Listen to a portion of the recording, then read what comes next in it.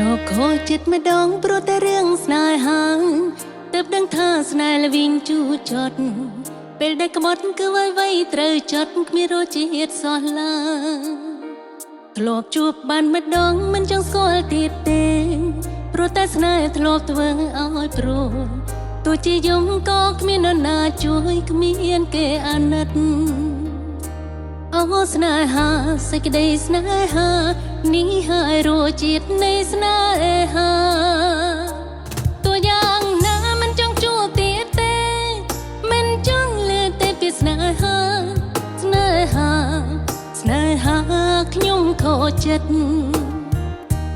មិនចង់យំគឺមិនចង់បានស្នេហាគ្មានអ្វីកាពិតខូចចិត្តខូចចិត្តក៏ព្រោះស្នេហា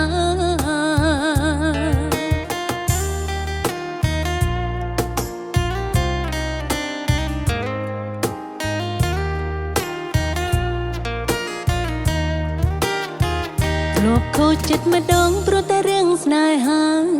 ទើបដឹងថាស្នេហ៍ល្វីងជូរចត់ពេលដែលក្បត់គឺវៃត្រូវចត់គ្មានរសជាតិសោះឡើយធ្លាប់ជួបបានម្ដងមិនចង់ស្គាល់ទៀតទេព្រោះតែស្នេហ៍ធ្លាប់ធ្វើឲ្យព្រួយទោះជាយំក៏គ្មាននរណាជួយគ្មានគេអាណិតអូស្នេហាសេចក្តីស្នេហានេះហើយរសជាតិនៃស្នេហាតួយ៉ាងណាមិនចង់ជួបទៀតទេមិនចង់លើតែពីស្នេហាស្នេហាស្នេហាខ្ញុំខូចចិត្តមិនចង់យំគឺមិនចង់បានស្នេហាគ្មានអ្វីកាពិតខូចចិត្តក៏ព្រោះស្នេហា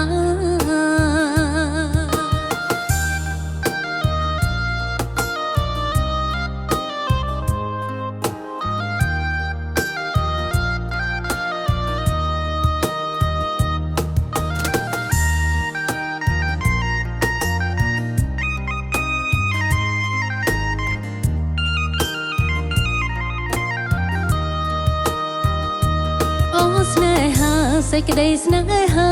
នេះហើយរសជាតិនៃស្នេហាតួយ៉ាងណាមិនចង់ជួបទៀតទេមិនចង់លើតែពីស្នេហាស្នេហាខ្ញុំខូចចិត្តមិនចង់យំគឺមិនចង់បានស្នេហាគ្មានអ្វីកាពិតខូចចិត្តក៏ព្រោះស្នេហាតួយ៉ាងណាមិនចង់ជួបទៀតទេមិនចង់លើតែពីស្នេហាខ្ញុំខូចចិត្ត